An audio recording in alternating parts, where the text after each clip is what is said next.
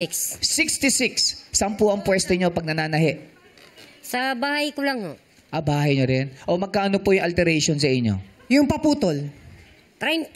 Ay, treto. Mas mura pa. Mas mura to, pa 35 Innoix, to eh. Oo. 35 to, 30 lang 30 po. lang, oo. Urong-urong pa tayo doon ng konti. Mukhang mas bababa pa. Baka doon 5 piso na lang. Back to original po yan, Nay? Back to original. May kinikita pa po kayo sa 30? Oo nga, ba't mang baba? Napakamura po nun ah. Ang baston ho sa akin ay 70. Baston. Baston ay 70. Baston, di ba yun yung lililiitan yun dito? Oo, yung mula dito po, liliitan hanggang pababa. Oo, yung pag yung shorts po, gagawin pantalon, magkano po yung ganun?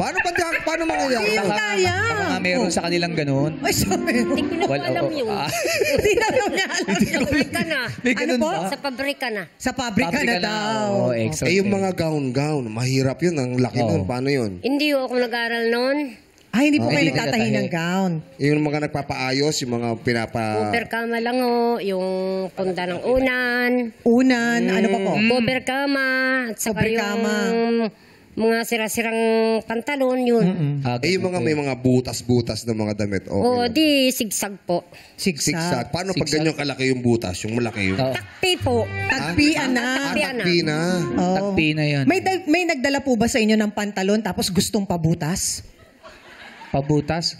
Wala. Wala. Yung laylayan lang po, medyo mahirap. Oh. Mahirap. Partibli. Back to original. Nanay, pag yung Nauso carpet, kasi yung may carpet butas. po, gusto niya gawin pantalon, kaya niya ho bang gawin niya? Ayun na yung mismo sa sastre na. Ay, sastre na. Oo, kasi iba yung mga sastre Mahirap pala yun, sa oo. mananahe. May aging ho kasi sila, ako wala. Singer lang ang akin. Ay, hindi po kayo dancer. Singer yung makina yun. Makina!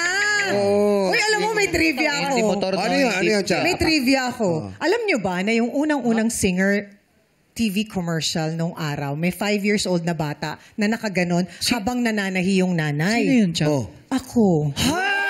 Oo. Siyang 1950s ba yun? Wala kang gala.